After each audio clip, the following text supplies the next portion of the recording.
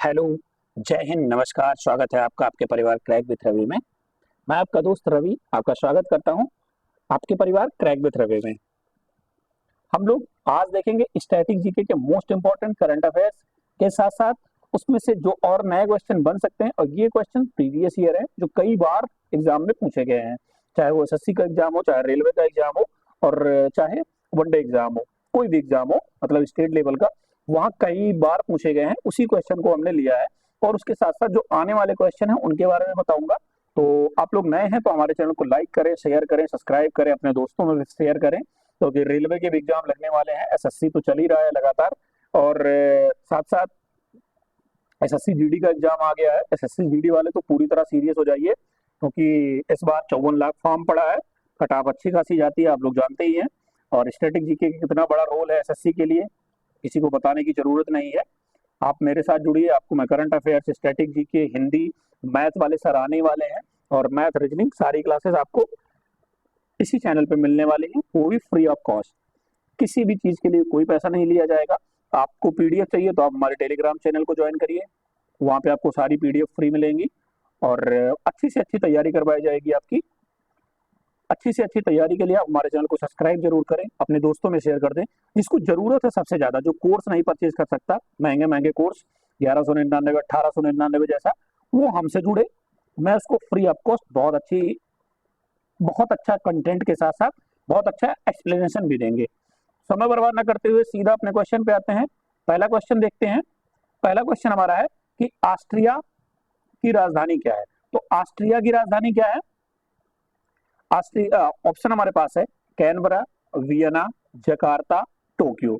तो ऑस्ट्रिया की राजधानी है वियना। क्या है? ऑस्ट्रिया की राजधानी वियना है। ठीक है, वियना है।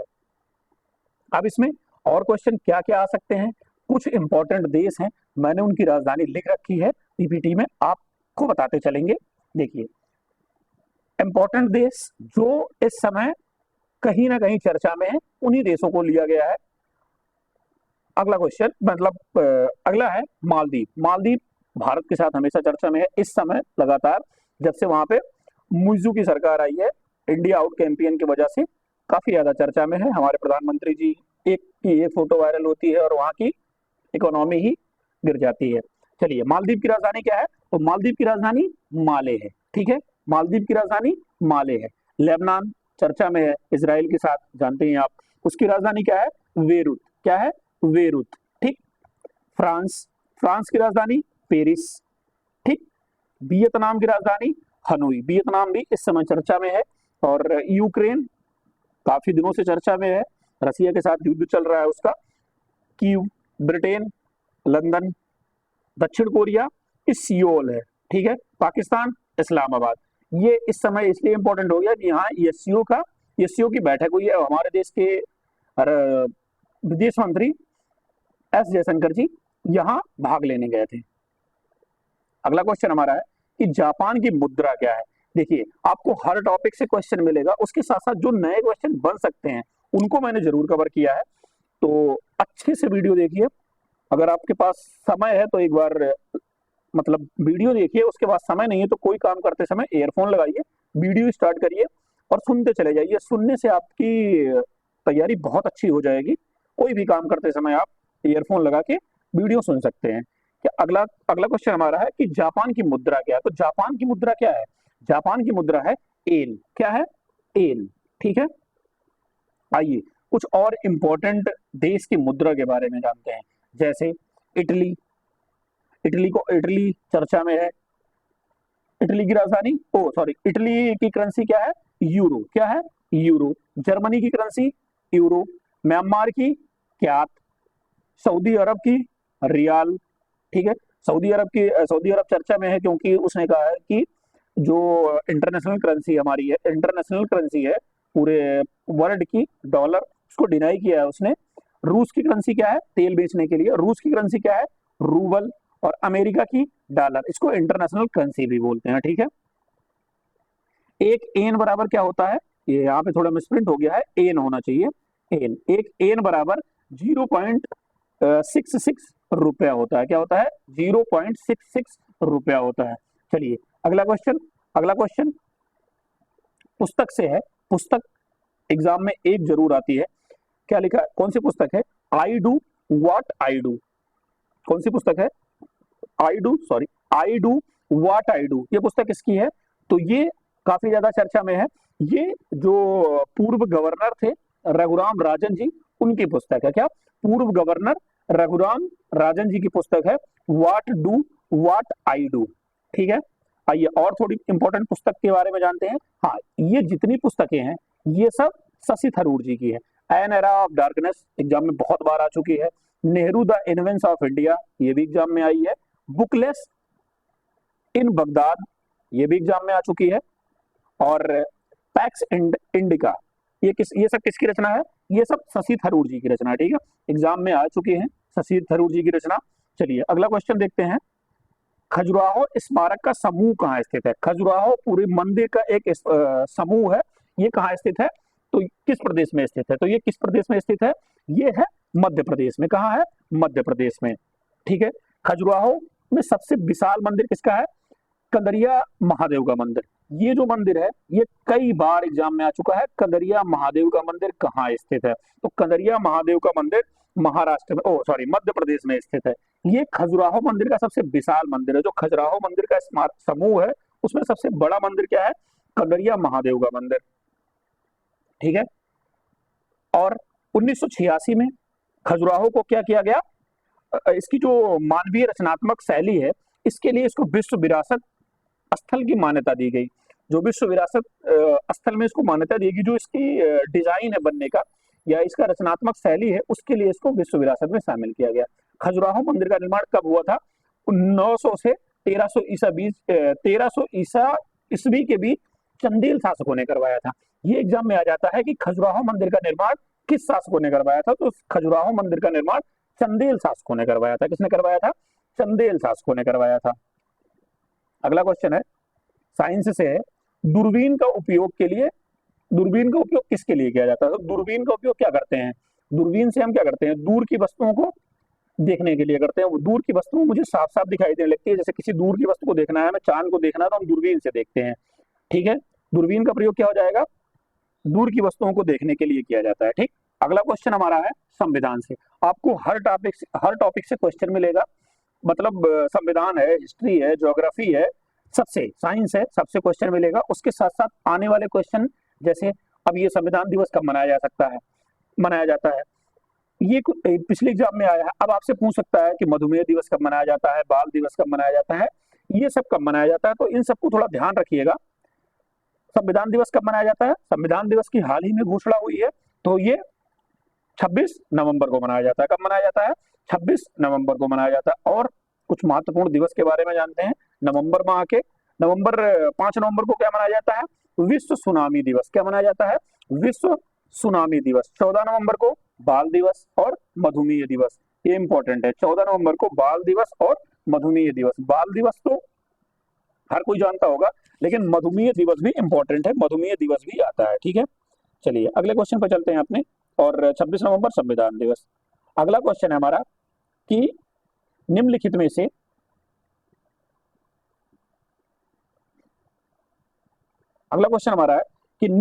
से किसे भारत रत्न, क्या यहाँ पे रत्न की मिसप्रिंट हो गई है तो आप लोग उसको सही कर लीजिएगा।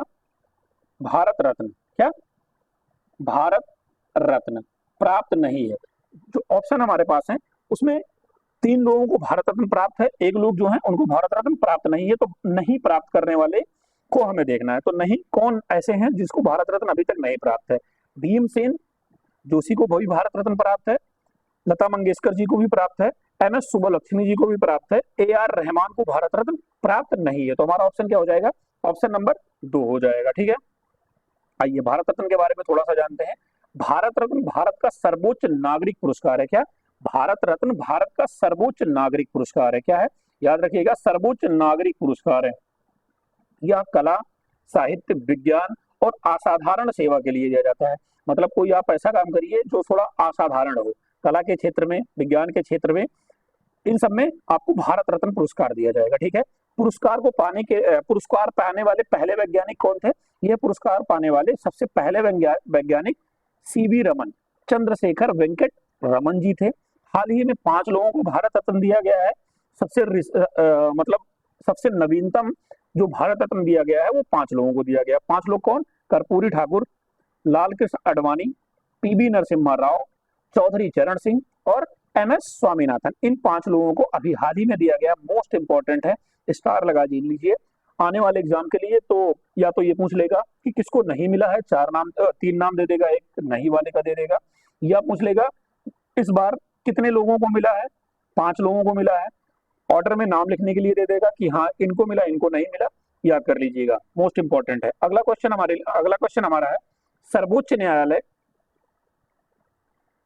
न्यायालय में संविधान की किस अनुच्छेद के तहत याचिका जारी कर सकते हैं? अब सबसे मोस्ट इंपॉर्टेंट आर्टिकल हमारा संविधान का आर्टिकल 32 है।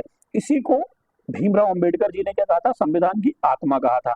इसी के अनुसार हम सुप्रीम कोर्ट में रिट जारी कर सकते हैं। क्या कर सकते हैं? सुप्रीम कोर्ट में रिट जारी कर सकते हैं। अनुच्छेद 226 के तहत हम उच्च न्यायालय में, हाई कोर्ट में रिट जारी कर सकते हैं, या किसी भी मामले के लिए जो हमारे मौलिक अधिकार से संबंधित है उसके लिए जा सकते हैं। और 32 के तहत हम सुप्रीम कोर्ट में जा सकते हैं। 110 क्या है? 110 धन विधेयक है, याद रखिएगा, मोस्ट इंपॉर्टेंट है।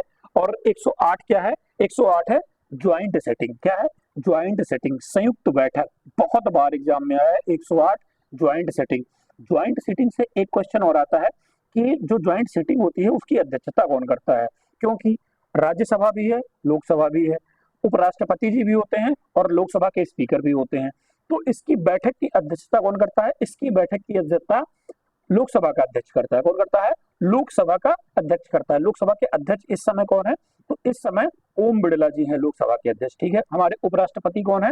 वेंकैया नायडू, सॉरी जगदीप धनखड़ जी हैं। ठीक है, समझ आया? चलिए अगले क्वेश्चन पर चलते हैं अपने।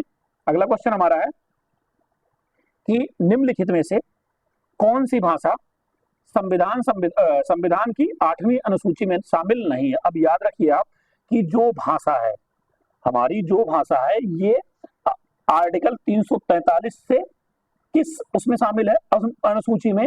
ये हमारी 8वीं अनुसूची में शामिल है। ये एग्जाम के लिए मोस्ट इंपॉर्टेंट क्वेश्चन है कि भारत की भाषा किस अनुसूची में शामिल है? तो ये 8वीं अनुसूची में शामिल है। अब 8वीं अनुसूची में कुल कितनी भाषाएं रिकॉग्नाइज्ड हैं? इस समय प्रेजेंट टाइम में 22 भाषाएं हैं।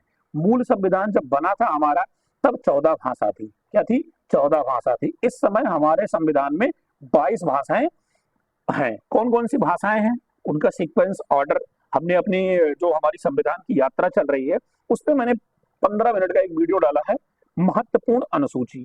उसको जाके आप लोग अच्छे से देखिए। उससे आपकी जितनी अनुसूची में जितनी मोस्ट इंपॉर्टेंट बातें कही गई हैं सब मैंने 15 मिनट में आपको बता रखी है। उसमें मैंने 22 भाषाओं के बारे में बताया है, कौन कौन सी भाषा है, कौन सी अनुसूची सबसे ज्यादा महत्वपूर्ण है, चौथी अनुसूची में क्या है, 5वीं अनुसूची में क्या है, तीसरी में, दूसरी में, 9वीं में, 12वीं में, इससे क्वेश्चन आते हैं। तो आप लोग चैनल खोलिए, चैनल पे संविधान की यात्रा के नाम की एक प्लेलिस्ट बनी है, उसको ओपन करिए। उस पे मैंने संविधान के कई वीडियो बहुत अच्छे अच्छे डाले हैं। एक वीडियो में मैंने आपको 1 से लेकर 395 तक जितने मोस्ट इंपॉर्टेंट अनुच्छेद हैं, एग्जाम में पूछे गए हैं बार बार, उनको भी बता रखा है। आप कम समय में ज्यादा देखने के लिए चैनल पे विजिट करिए, वहां की प्लेलिस्ट खोलिए, संपूर्ण हिंदी फ्री नाम की प्लेलिस्ट पड़ी है। बेहतरीन कंटेंट है, बेहतरीन तरीके से आपको समझाया गया है। समय आपका 1 मिनट भी नहीं बर्बाद किया गया है, फालतू बात कोई नहीं हुई है। केवल क्वेश्चन और जो भी उसके टॉपिक है, जो भी शार्ट ट्रिक है, उसी को बताया गया है। तो विजिट करिए आप मेरे चैनल पे, सब्सक्राइब करिए, अपने दोस्तों में शेयर करिए। बहुत अच्छी चीजें आपको, मतलब आपका समय, सीधी बात है, आपका समय नहीं बर्बाद किया जाएगा।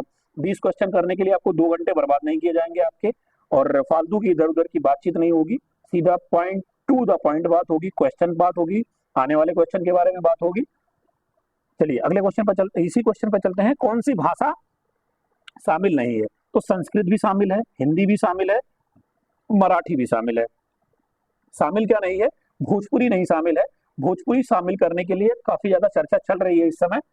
लोग मांग उठा रहे हैं कि हमें 8वीं अनुसूची में शामिल करिए। चलिए थोड़ा जानते हैं क्या क्या हुआ, कैसे हमारी 14 भाषा से लेकर 22 भाषा तक पहुंची। तो भारत के संविधान की 8वीं अनुसूची में मूल रूप से 14 भाषाएं थी। अभी हमने आपको बताया ना, मूल रूप से कितनी भाषाएं थी? मूल रूप से 14 भाषाएं थी। हाँ, याद रखिएगा, एक ट्रिक बता रहा हूं आपको, जो भाषा में आज तक के संशोधन हुए हैं वो कितने कैसे कैसे हुए हैं, उनकी ट्रिक क्या है। जैसे एक 21 हुआ है, 21, 71, और दोनों को जब हम ऐड करेंगे तो 92। क्या 21, 71 दोनों को ऐड करेंगे 92। तीन संशोधन हुए हैं, 21, 71, 92। क्या 21, 71, 92, आज तक तीन संशोधन हुए हैं। 21वें संविधान संशोधन के द्वारा सिंधी भाषा को शामिल किया गया। किसको? सिंधी भाषा को शामिल किया गया। और जब 71वां संविधान संशोधन हुआ तो नेपाली, मणिपुरी और कोंकणी, कोंकणी कहाँ की भाषा है? कोंकणी गुजरात, गोवा की भाषा है। कहाँ की भाषा है? गोवा की भाषा है, ये शामिल की गई। ठीक है, 71वें में ये शामिल की गई। फिर आया 92, 92 में क्या शामिल की गई? संथाली, मैथिली, डोगरी और बोडो, चार भाषाएं शामिल की गई। ठीक है, संथाली, मैथिली और डोगरी और बोडो। पहला एक, फिर तीन, फिर चार, 4, 3, 7, 1, 8, और 14 हमारे पास पहले थी। 14 और 8 कितना हो गया? 22 भाषाएं हो गई। कितनी भाषाएं हो गई? 22 भाषाएं। वर्तमान, यहाँ पे एक पॉइंट भी लिखा है कि वर्तमान संविधान में 8वीं अनुसूची में कुल 22 भाषाएं हैं। समझ में आया? भाषा से मुझे लग नहीं रहा है कि अब कोई क्वेश्चन गलत होगा। एक बार आप रिवीजन 2 बार आप कर लेंगे तो गलत नहीं होगा। चाणक्य किसके दरबार में मंत्री थे? तो चाणक्य किसके दरबार के मंत्री थे? चाणक्य चंद्रगुप्त मौर्य के दरबार के मंत्री थे। किसके मंत्री थे? चाणक्य चंद्रगुप्त मौर्य के दरबार के मंत्री थे। उन्होंने घनानंद को हराकर चंद्रगुप्त मौर्य की सहायता से मौर्य साम्राज्य की स्थापना की थी। घनानंद को हरा के चाणक्य ने चंद्रगुप्त मौर्य की सहायता से उनको हरा के मौर्य साम्राज्य की स्थापना की थी। उनका वास्तविक नाम क्या था? विष्णुगुप्त था। ठीक है, क्या था? विष्णुगुप्त था। चलिए अगला क्वेश्चन दिल्ली सल्तनत से है। दिल्ली सल्तनत की पहली महिला शासिका कौन थी, या पहली महिला शासक कौन थी? और एक ही थी महिला शासक दिल्ली सल्तनत में, एक ही थी। कौन थी? रजिया सुल्तान थे। कौन थी? रजिया सुल्तान थी। ये किस वंश से रिलेटेड थी? तो ये गुलाम वंश से रिलेटेड थी। ये इल्तुतमिश की पुत्री थी। ठीक, रजिया सुल्तान पहली और एकमात्र महिला शासक थी। हमने आपको अभी बताया कि पहली और एकमात्र महिला शासक थी। इसके बाद कोई महिला शासक दिल्ली सल्तनत में नहीं बनी, वह गुलाम वंश से थी। दोनों बात मैंने आपको बता दी। चलिए अगला क्वेश्चन देखते हैं। विश्व स्वास्थ्य संगठन का मुख्यालय कहाँ है? मुख्यालय से एक क्वेश्चन, जो विश्व के मुख्यालय हैं उनसे एक क्वेश्चन आपको मिलेगा। तो इसके लिए हमने अपने वीडियो पे इसकी भी एक शॉर्ट वीडियो डाल रखी है 10 से 15 मिनट की। विश्व से महत्वपूर्ण मुख्यालय कौन क्या है और उस समय प्रेजेंट टाइम में इसके अध्यक्ष कौन है, वर्तमान में कौन क्या है, इसकी भी वीडियो मेरे चैनल पे पड़ चुकी है। आप लोग चैनल पे विजिट करिए, बहुत चीजें आपको मिलेगी कम समय में, समय नहीं बर्बाद किया जाएगा। क्या है? विश्व स्वास्थ्य संगठन का मुख्यालय कहाँ है? तो ये जिनेवा में है। कहाँ है? जिनेवा में है। इसकी स्थापना कब हुई थी? 7 अप्रैल 1948 को। कब? 7 अप्रैल 1948 को। ठीक है, इसके वर्तमान निदेशक कौन है? टेड्रोस एडनॉन। कौन है?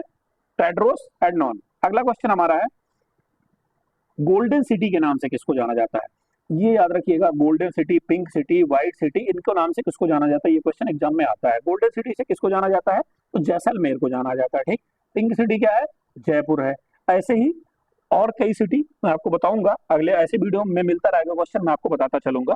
चलिए अगले क्वेश्चन पे चलते हैं। अगला क्वेश्चन हमारा है, कॉमनवेल्थ गेम सबसे पहले कब खेला गया? कॉमनवेल्थ गेम क्या था? जो ब्रिटिश एम्पायर के देश थे जिसपे ब्रिटिशर्स का कब्जा था, वो मिला के एक गेम खेलते थे। उसका नाम ही पहले था ब्रिटिश एम्पायर गेम। ठीक है, ब्रिटिश एम्पायर गेम उसका नाम ही था। उसका नाम बाद में बदल के कॉमनवेल्थ गेम रख दिया गया। सबसे पहले कब खेला गया था? तो सबसे पहले 1930 में खेला गया था। क्या? सबसे पहले 1930 में खेला गया था। प्रथम बार 1930 में ओंटारियो के हैमिल्टन शहर में आयोजित हुआ था। ठीक है, कहाँ हुआ था? हैमिल्टन शहर में आयोजित किया गया था। तब से अब तक प्रत्येक चौथे वर्ष होता है, ये हर 4 वर्ष के अंतराल पे आयोजित किया जाता है। कौन सा गेम? Commonwealth game. सबसे पहले कभी कभी मोस्ट एग्जाम को करंट क्या कह रहे हैं, क्वेश्चन को टफ करना होगा तो पूछ लेगा कॉमनवेल्थ का पुराना नाम क्या था। बता रखा है मैंने आपको, ब्रिटिश एम्पायर गेम्स। ठीक, कब पहली बार खेला गया था? इंपॉर्टेंट है, पहली बार कब खेला गया था? 1930 में। चलिए अगला क्वेश्चन क्या है, अवार्ड से एक क्वेश्चन फिक्स है। ग्रेमी अवार्ड और क्या कहते हैं, Grammy award, Ramnath Goenka award, चिकित्सक के क्षेत्र में धनवंतरी अवार्ड, ये सब एग्जाम में आने वाले फिक्स क्वेश्चन है। मतलब इन सब से एक क्वेश्चन आपका बनना फिक्स है। क्या है? रामनाथ गोयनका अवार्ड किस क्षेत्र में दिया जाता है? तो रामनाथ गोयनका अवार्ड किस क्षेत्र में दिया जाता है? या पत्रकारिता के क्षेत्र में दिया जाता है। किसके क्षेत्र में दिया जाता है? पत्रकारिता के क्षेत्र में दिया जाता है। इसकी स्थापना कब हुई? तो इसकी स्थापना 2006 में हुई। कब हुई? 2006 में की गई। ठीक, या पत्रकारिता के क्षेत्र में दिया जाता है। यह पुरस्कार प्राप्त करने वाले कुछ व्यक्तियों के नाम आपको बता रहा हूं, जैसे शशि थरूर जी को मिल चुका है, करण थापर जी को मिल चुका है, नीलेश मिश्रा जी को मिल चुका है, नीतीश राजदान जी को मिल चुका है, मार्ग टूली को मिल चुका है। ऐसे बहुत लोग हैं जिसको ये पुरस्कार मिल चुका है। चलिए अगले क्वेश्चन पर चलते हैं। सत्यमेव जयते का अर्थ क्या है? अब आप ये तो जानते हैं कि सत्यमेव जयते कहां से लिया गया है? मुंडकोपनिषद से लिया गया है। सत्यमेव जयते का अर्थ क्या है? सत्यमेव जयते का अर्थ है ट्रुथ अलोन ट्रायम्फ। क्या? Truth alone Triumph. ये किसका है? सत्यमेव जयते का अर्थ है। ठीक है, ये मुंडको उपनिषद से लिया गया है। 26 जनवरी 1950 को भारत का आदर्श वाक्य बनाया गया। यह भारत का आदर्श वाक्य है, मुंडको उपनिषद से लिया गया है। सत्यमेव जयते। पंडित मदन मोहन मालवीय जी जो थे वो इस नारे को लोकप्रिय बनाए थे, सत्यमेव जयते। इसका एक नारा दिया था पंडित मदन मोहन मालवीय जी ने, जो बहुत लोकप्रिय हुआ था आगे चल के। चलिए अगले क्वेश्चन पे चलते हैं अपने। किस गुरु ने खालसा पंथ की स्थापना की थी? क्या? किस गुरु ने खालसा पंथ की स्थापना की थी? तो गुरु गोविंद सिंह जी ने खालसा पंथ की स्थापना की थी। गुरु नानक देव ने इन्हें सिख गुरु के प्रथम गुरु माने जाते हैं। ठीक है, गुरु गोविंद सिंह जी ने खालसा पंथ की स्थापना की थी। ठीक है, यह 10वें और अंतिम गुरु थे। ये सिख के 10वें और अंतिम गुरु थे। उन्होंने विश्वास के 5 लेख पेश किए थे। ठीक है, जो हर खालसा सिख पहनते हैं, जैसे कृपाण पहनना, कड़ा पहनना, ये किसने शुरू किया था? गुरु गोविंद सिंह जी ने शुरू किया था। ठीक है, ये इस वीडियो का आखिरी क्वेश्चन है। ठीक, अगर आपको अच्छा लग रहा है, समझ में आ रहा है, समय आपका बर्बाद नहीं हो रहा है, तो चैनल को सब्सक्राइब करें, लाइक करें, शेयर करें, अपने दोस्तों में शेयर कर दें। एसएससी जीडी वालों को तो जरूर शेयर कर दें, क्योंकि उनके पास समय नहीं है, उनका समय बहुत कीमती है। अगर वो अच्छे से कर लेंगे तो अगली दिवाली उनकी खुशी खुशी मनेगी, दौड़ भी हो जाएगी अगली दिवाली तक, और मुझे लग रहा है जहां तक कि फाइनल रिजल्ट भी आ जाएगा, क्योंकि अब समय लग नहीं रहा है। दौड़ के साथ साथ मेडिकल करवा लिया जा रहा है, समय लग नहीं रहा है। ठीक है, मिलते हैं आपसे अगली वीडियो में, तब तक के लिए जय हिंद, धन्यवाद। आप अपना ख्याल रखिएगा, लेकिन सब्सक्राइब जरूर कर लीजिएगा, जाते जाते सब्सक्राइब जरूर करिएगा। धन्यवाद।